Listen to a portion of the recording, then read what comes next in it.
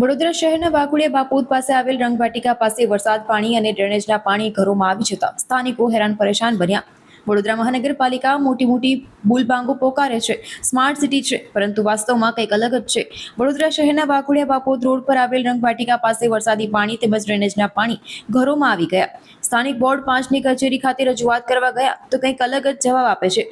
કર્મીઓ ઉદ્ધતાઈ ભર્યું વર્તન કરે છે, મારવાની ધમકી આપે છે। સ્થાનિકોએ જણાવ્યું હતું કે અમે માત્ર થોડાક જ વરસાદમાં આ સમસ્યાથી પીડાઈ રહ્યા છે, ત્યારે એસી કેબિન અધિકારીઓ બેસી રહે છે, નેતાઓ વોટ માંગવા આવે છે, પછી સમસ્યા માટે કોઈ આવતું જ નથી। આ સ્થાનિકોની વેદના કોણ સાંભળે છે તે તો હવે જોવું રહ્યું। રમતા બેસી રહ્યા છે।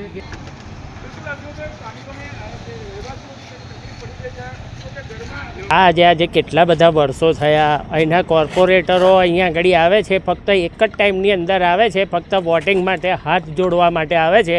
પછી આવા પ્રોબ્લેમ ઊભા થાય સોસાયટી અંદર, પછી અમારે એમની સામે હાથ જોડવા પડે છે અને હાથ જોડવાથી કંઈ નતીજો આવતો નથી। ગમે તે કોર્પોરેટર હોય આવે એક વખત, અમને વોટ આપો, અમે આ રસ્તા ઠીક કરાવીશું, અમે ગટરો સાફ કરાવીશું, કશું થતું નથી। ખાલી બોલ્યા વખાણ જ છે, બાકી કશું થતું નથી। અને અમારા જેવા હેન્ડીકેપને નોકરીઓ પર રજા રાખી અને ઘરે બેસવું પડે છે। અમારા રોજના જાય, રોજ અત્યારે 700-800 રૂપિયા રોજ અમારે નોકરીના મળતા હોય, એ કોણ ભોગવશે? કોર્પોરેટર આપવા આવશે અમને કે લો આ તમારા નુકસાન થયું છે કે તમારી નોકરીઓની રજા કે આ ગટરો ભરાઈ ગઈ છે તો અમે તમને આપી જઈએ? કંઈ જ નહીં। તો આ ઘરની અંદર તકલીફ, ખાવાનું બનાવડાવવાનું, ઊંઘવાનું, બધી તકલીફો નહીં ભોગવવાની? કેટલી બધી તકલીફ એ લોકોને તો એમના યશ આરામની અંદર બે જિંદગી જીવે છે, અને અમારા જેવાને વોટ આપીને ચૂંટાઈને બી આટલી બધી તકલીફ ભોગવવાની, એવું કોને કીધું? મારું નામ રાજેશભાઈ ચાવડા। આ ગણેશનગર છે, અહીંયા ગટરનું પાણી ઘરમાં ભરાઈ ગયું છે અને ઘરમાં અનાજ પાણી બધું એ થઈ ગયું। કાલ રાતનું ખાવા પાણી બી નહીં બનાવ્યું, ગટરનું પાણી એટલું ગંદાય છે, નાના બાળકો જોડે મારે રહેવું કેવી રીતના? બધા કોર્પોરેશનને રજૂઆત કરી, કાલે આવ્યા અને જોઈને જતા રહ્યા, પણ કે કાલે સવારમાં આવીને વરસાદ રહેશે તો અમે કરી જશું, પણ અત્યાર લગીને કોઈ આવ્યું નહીં ને હમણાં હાલમાં ફોન બી નહીં ઉઠાવતા।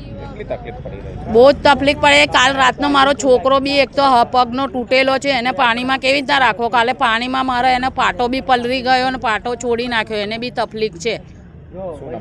ગીતાબેન ઘરમાં રહું છું, એટલે અહીંયા વર્ષોથી 15 વર્ષથી આ જ પોઝિશન છે। જ્યારે જોતા દર વર્ષે કમ્પ્લેન કરીએ છીએ, દર વર્ષે ચેમ્બરો થોડું કરે છે, પણ આ ઘડીએ તો કોઈ કરતાં કોઈ કશું આવ્યા નથી।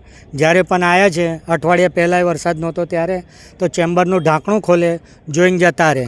પછી આગળ આપણે કહેવા જઈએ તો પ્રયાગરાજને એ બાજુ જતા રહે ને પછી ત્યાંથી સીધા ઓફિસે જતા રહે ને પછી કહે કે અમે કરી દીધું।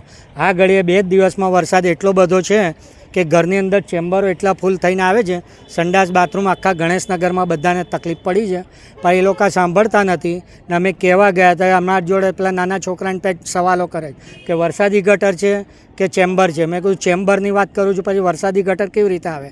તો કે ચેમ્બરો ભરેલા હોય ને તે ડાઉન થાય તો જ કરીએ, ત્યાર વગર અમે કરીએ નહીં। હું તમે કહું તમારે કોઈ પણ હાલતે કરી આલવું પડશે, તો કે નહીં કરીએ ને અમે બેઠા, અમે જોઈએ આટલી કમ્પ્લેન લાવીએ છીએ તો કે તઈ કમ્પ્લેન લગાવો, તઈ કમ્પ્લેન લગાવો, ઘડે કમ્પ્લેનો લખાવવા માટે અમને મજબૂર કરે ને પછી આ જવાબ આલે છે ને એ પોતે મોબાઈલમાં ગેમો રમ્યા કરે છે ને ઘરમાં એક ગટરો બધી ભરાઈ ગયેલી છે, ચેમ્બરે ઉલટું ઉભરાયા કરે છે, ઘરની અંદર પાણી આવે છે। ને કોર્પોરેટર હિતેન્દ્ર પટેલે કીધું છે તો એ આ નાનો જવાબ આપે, આ જઈએ સાહેબ, આ જઈએ સાહેબ, એવો જવાબ આલે, આગળ બીજો કોઈ જવાબ નથી આલતા। નરેન્દ્રબેન ઠક્કર।